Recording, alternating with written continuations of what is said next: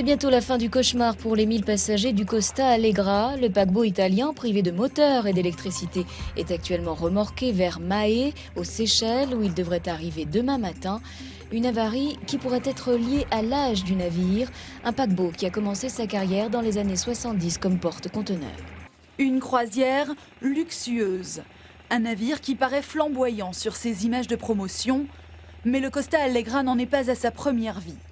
Quand il sort des chantiers finlandais en 1969, le navire n'est pas conçu pour transporter des passagers. C'est un porte-conteneur de 174 mètres de long, son nom, le Radiant Moon. Rebaptisé Annie Johnson puis Alexandra, le bâtiment change d'allure au fil des années. Mais c'est en 1992 que le porte-conteneur connaît sa métamorphose la plus spectaculaire. Sa coque est rallongée pour être transformée en navire à passagers.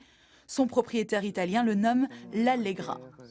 L'association Robin des Bois met aujourd'hui en cause la vétusté de ce bateau. On lit dans les publicités Costa que c'est un navire qui a été construit en 1992, alors qu'en réalité il s'agit d'une vieille coque construite en 1969. Donc un navire de ce genre, on ne l'envoie pas naviguer à son âge, en mauvais état, dans l'océan Indien, où il n'y a pas de capacité de remorqueur suffisante et où il y a en plus des pirates. Le lien entre l'âge du paquebot et l'incendie qui a provoqué ces dérives n'est pas établi. Le navire et les 1000 passagers à bord sont attendus demain matin sur la principale île des Seychelles, l'île de Mahé. La confusion continue de régner autour du sort d'Édith Bouvier, cette journaliste française grièvement blessée en Syrie. Contrairement à ce qu'avait annoncé hier Nicolas Sarkozy, qui s'est ensuite rétracté, la reporter du Figaro n'a pas pu être évacuée au Liban avec son confrère anglais, le photographe Paul Conroy. La journaliste se trouverait toujours bloquée à Homs, dans un quartier pilonné sans relâche depuis 3 semaines par l'armée. Des bombardements qui compliquent l'évacuation de la jeune femme. Plusieurs tentatives d'exfiltration ont échoué ces dernières heures. C'est un revers pour le président candidat Nicolas Sarkozy. Le Conseil constitutionnel a retoqué le texte pénalisant la négation du génocide arménien de 1915. Une loi défendue jusqu'au bout par le chef d'État que les sages estiment contraire à la liberté d'expression. Censuré, le Conseil constitutionnel a tout simplement censuré la loi votée sur ces images le 23 janvier dernier. Le texte punissait d'1 an de prison et de 45 000 € d'amende la négation des génocides.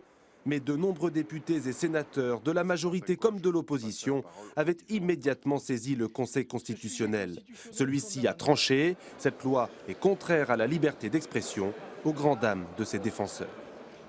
Je souhaite que dans mon pays, les Français d'origine arménienne ou pas, ceux qui sont attachés aux droits de l'homme, puissent être protégés des actes de négationnisme. Ce texte, en aucun cas, n'entamait ou n'entachait la liberté d'expression. De leur côté, les Turcs, qui ne reconnaissent pas le génocide arménien de 1915, ont tout de suite apprécié cette censure du Conseil constitutionnel. Cette décision crée un précédent. Cela dissuadera à l'avenir d'autres pays de voter de telles lois. Mais Nicolas Sarkozy n'abandonne pas pour autant. Il réclame un nouveau texte soutenu par la communauté arménienne de France, forte de 500 000 membres. Que le Conseil constitutionnel a cédé effectivement aux pressions de la Turquie et derrière les pressions de la Turquie, aux pressions du lobby militaro-industriel. La Turquie, qui avait suspendu ses relations économiques et militaires, a annoncé que le dialogue avec la France ne s'en porterait que mieux.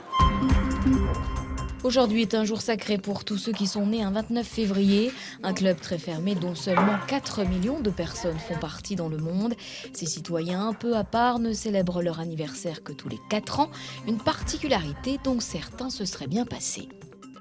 C'est l'histoire d'une fille un peu particulière. Prénom Margot, date de naissance 29 février 96, il y a donc bientôt 16 ans. Aujourd'hui, l'adolescente s'apprête à célébrer son anniversaire avec ses amis et l'événement est de taille. Alors j'aurai 4 ans, enfin 16 ans, et c'est particulier, mais c'est agréable, parce que c'est spécial justement. Et on pense qu'on vieillit moins vite, mais non. Si bonus il y a, il est pour l'entourage. Avec les natifs du 29 février, les vœux d'anniversaire oubliés sont mieux tolérés. Ça nous laisse 2 possibilités de souhaiter un anniversaire, on peut se rattraper la fois d'après. C'est sympa. Un avis qui n'est pas partagé par tous. Sur Facebook, par exemple, on trouve des groupes de soutien spécial 29 février. De quoi faire sourire la mère de Margot. Moi, ça ne m'a pas posé de problème que ce soit un 29 février. J'avoue que ce qui me posait... Elle était bien, tout allait bien, donc c'était l'essentiel, quoi. Mais c'est vrai qu'il y avait des personnes dans la maternité qui ne voulaient absolument pas accoucher ce jour-là. Donc c'était assez drôle, parce que dans les couloirs, on entendait des femmes pleurer en disant « Non, non, je ne veux pas accoucher aujourd'hui, je ne veux pas accoucher aujourd'hui ». 16 ans plus tard, la réaction est toujours la même dans cette maternité de Roubaix.